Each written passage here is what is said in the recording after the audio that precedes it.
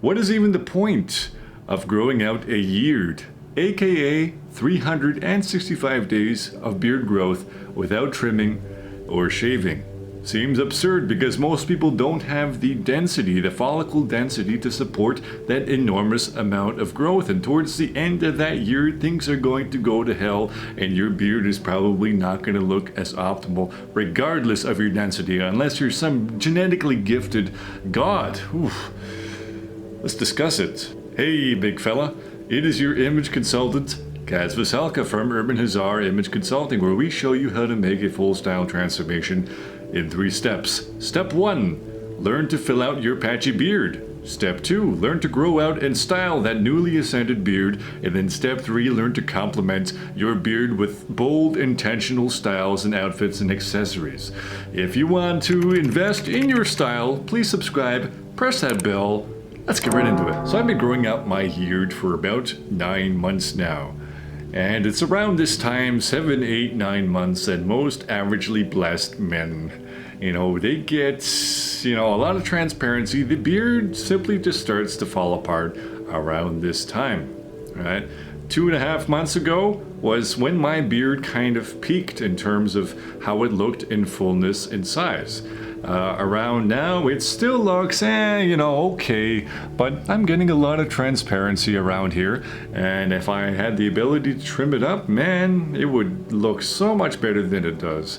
Now, and it begs the question, does it just become redundant at a certain point? Like, what is the point of doing a year? So I'm going to highlight one of the main reasons as to why I started doing a year, and also I'm going to explain why I don't regret doing a year, and I never will, despite the fact that it falls apart more and more every single day, and I have to implement more and more abrasive styling strategies to kind of cope with all the translucency as more and more hairs reach terminal length, and therefore I'm getting more translucency. And in terms of consistency of aesthetics, it's not ideal in any way. Despite all that, I don't regret it in any way, and I'm also going to highlight one particular personality trait that might manifest within you, and therefore in doing a year or something like a year might be the right thing. So this is probably the main reason as to why I decided to embark on this journey. You guys have all heard the saying that you can't trim your way to a big beard. Well, I don't always agree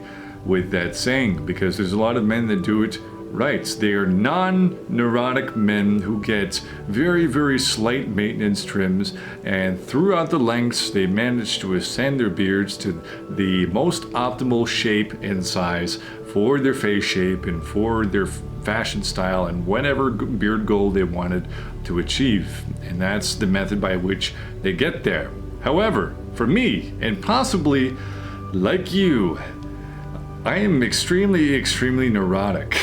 I am high in neuroticism when it comes to how my beard looks on a daily basis. Before I committed myself to this year, I swear to God, guys, every single time there were trimming scissors around, I could hear the siren song emanating from their beautiful, shearing edges, pulling me in, tempting me. Trim your beard and you'll be fine. Trim your beard and you'll feel sublime. Oh, brother, where art thou? You know that one? I don't know where I was going with that. But anyway, yes. Unfortunately, I got a little too heavy-handed with the trimming. I'm a very OCD person when it comes to my beard. I'm a very OCD person when it comes to my house. One thing is out of line, it makes me feel uncomfortable. And I have a really, really hard time really just setting myself, really just telling myself that, no, this beard hair is out of order. I'm going to leave it till tomorrow. Because tomorrow, when my next styling, it's probably going to lay flat. Nope, why do that when I could just go snip? And unfortunately, it didn't really become a maintenance thing anymore. It really became a shaping thing. And I'm not the best with scissors when it comes to trimming my own beard. I'm not ambidextrous at all. So, when I reached over to my left side, I really messed a lot of things up a lot. And more importantly, I just couldn't reach my beard goals because I was trimming more than I was growing. And it became a really huge problem. I think the longest beard I ever really achieved was nearly 4 inches. But it wasn't really, I think there was probably some manipulation, ankle manipulation there when I was measuring it so I could feel better about myself. And it really just got to the point where I wanted to meet my full style goal in terms of outfit, physique, hair, and beard. And this is kind of what this whole process has been.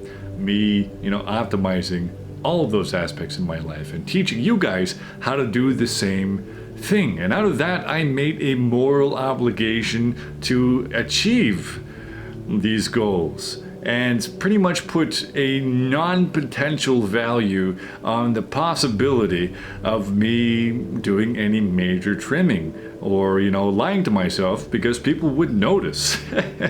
Let's put it that way. And now I've grown my beard longer than I ever have. So I don't regret it at all, especially given the fact that, man, there's going to be a lot of potential when I walk into that barbershop. Yeah, at month 12, it's going to be rough. Not going to lie, man, it is going to be rough. It's probably going to look a lot worse than it does now.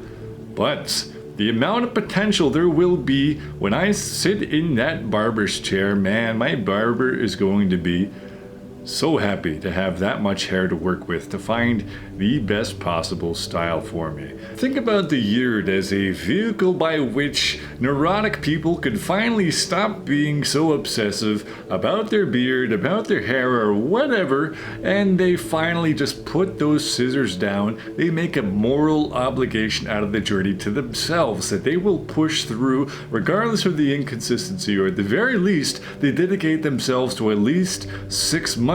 Because you can trim your way to a big beard, but man, some people just cannot, and I am one of them.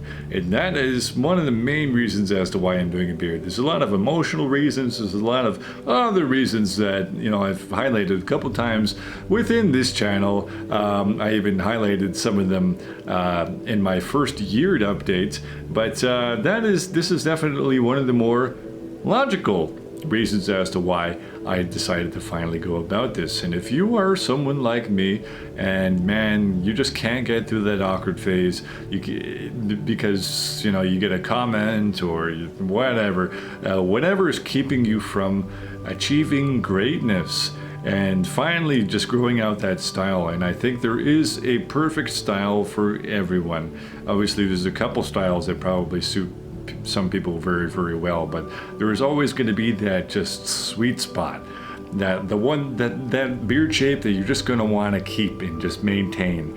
And it's really just going to bring out the boldness in your style. And man, go for that beard, kill it, go for it. You're gonna get comments, trust me, but that is going to empower you. So is the beard for everyone?